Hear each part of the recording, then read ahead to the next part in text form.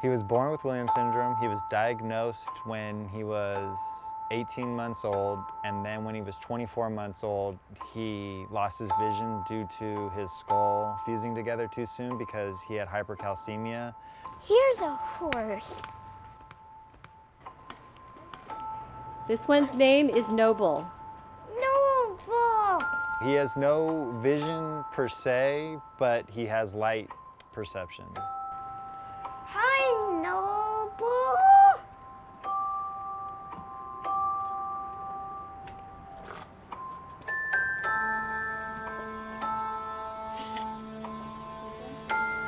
What is the phenomenon that you see at SonRise between the kids and the horses?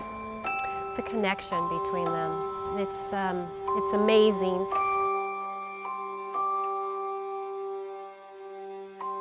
I don't know what it is about horses, but there's something that connects with people and their innermost being. And when they are with a horse and all of a sudden they have a connection. They have a connection with that horse, and sometimes it translates into a connection with people. And for a child with autism who doesn't connect and is so disengaged in his regular life and the rest of his world, to have that connection, sometimes it just sparks that special thing that then grows. Only love can make it rain. There are 3 parts of SonRise, in the Saddle program, Team Equine program, and Traveling Tales. In the Saddle works with children with more physical challenges and uses a one-on-one riding lesson to help them to gain strength and mobility and balance and core strength all through riding a horse.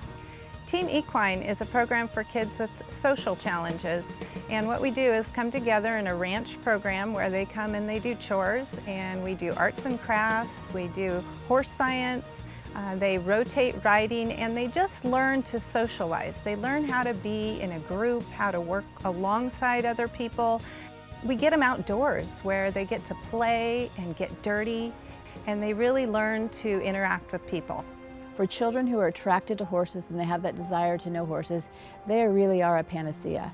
They can come in and they can heal the heart in so many different ways. Whatever is ailing that child, they can find relief and they can grow beyond what that is just by developing a relationship with a horse. He has autism. He was diagnosed at the age of 5. I was fortunate during his younger years he wasn't aggressive. The aggression came out this year. But, I heard these stories about how the kids will hit and kick and go after the person they're most close to, which is myself. I couldn't really relate to these parents. Now I relate to these parents.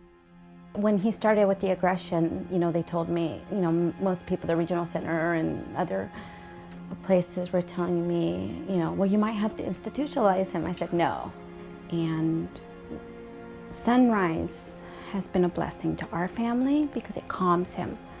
The horse, Noble, calms him. So we plan our week around him going up to SonRise. I'm always reminding him, and I'm always using Noble as an example. I don't think Noble would like you to hit or kick or destroy property. Noble wants you to be calm. Noble's calm. And that seems to really help. It really does. Who is that?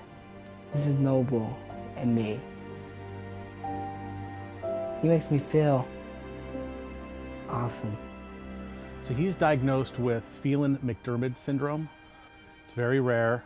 He was diagnosed at 1.5 years, and at the time there were only 80 kids diagnosed. In the United States? In the world. He's nonverbal. He's low muscle tone. One thing that he does do, which thankfully he's outgrowing, is he bites. It's not so much frustration, he's just oral fixation. He'll chew on the couch. We're actually getting rid of all of our leather furniture right now because he chews it. He's very comfortable here now, so he'll come up, they get him dressed, they bring him to the horse, they walk out, he's perfectly fine, he's totally into it, and then he gets on the horse, he does the skills that they've asked him to do, and when they trot, the smile comes out and he gets excited. He loves it. With her disability, she's missing the bridge in the very center of her brain that connect both hemispheres. So Fine motor skills, you know, connecting all the horse gear on, the little snaps and the clips and the buckles and everything. That was like huge for her to be able to practice that. First thing I do is saddle up, and I put on my helmeted boots, and then I get him all ready for riding, and then he and I take off and do lots of amazing fun stuff. Kids with autism, we are told so many times, your child won't be able to do this, won't be able to do that, and actually here, yes, they can, and they are doing it. Sometimes kids come to us and they're nonverbal, they don't talk, and we don't treat them like that. We treat them like they can talk and they will talk, and we expect that of them. And sometimes that child with autism who doesn't speak comes and they are so motivated by a horse to get that horse moving that they will actually work really hard to say, walk on. Yeah. Walk on. What sparks that? Because horses don't judge them. They're nonverbal also. They mirror back, reflect back to somebody what they're feeling, what might be going on inside of them that they can't identify. I was a little bit messed up because my mom and dad separated. And so it allows the child to feel as though somebody understands them. See, it tells you that he's listening to what we're saying right now because his ears are moving. And so that's important to you, listening, isn't it? Mm-hmm. Some kids are like rude to me, but here all the kids are friendly. So who's your favorite horse? I like Smokey because like whenever I come up to him, he reaches out. What would you rather be with, a horse or a person? A horse, of course, because everybody wants to be with a horse, of course. Traveling Tales is about the best thing I think I've ever done as a volunteer. We take the miniature horses and the ponies and we go to hospitals and preschools. And in fact, what I just did today is went to Children's Hospital in Oakland, and the kids come out with their walkers and their wheelchairs and their IV poles, and they've been inside and cooped up and had things done to them. And here are these beautiful animals. They get to pet, they get to groom, they get to chat. The kids love it, and I walk away with my heart about 3 sizes bigger. It really comes together right in those moments because, I mean, those make everything so worthwhile. We also go to George Mark Children's House in San Leandro, and George Mark is a place for children who are near the end of life or on respite care. Sometimes we can be the joy that comes to those families, and we bring love to them and joy and a diversion for not only the child but the family and quite often the siblings and extended family that are there during this really difficult time.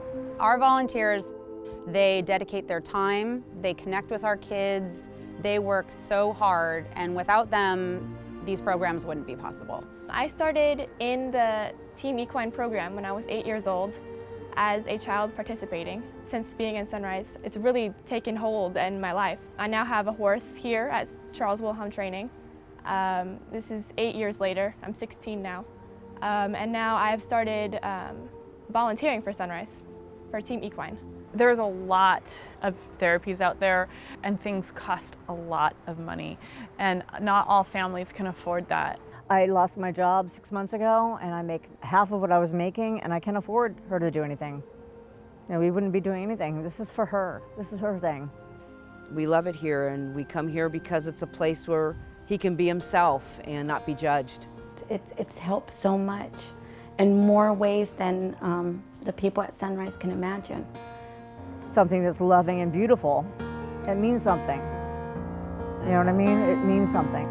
I can't say that everything's okay, 'cause I can see the tears you're crying, and I can't promise to take the pain away, but you can know I won't stop trying. I'll be the angel by your side. I will get you through the night. I'll be the strength you can't provide on your own. 'Cause when you're down and out of time, and you think you've lost the fight, let me be the angel by your side. This year we are celebrating our 10th anniversary, and it still amazes me the impact that SonRise has on these kids and their families. When I look back and see the amount of change and the amount of progress that SonRise has made, and just the fact that it's continued to touch people and children and make a difference in their lives is just amazing to me.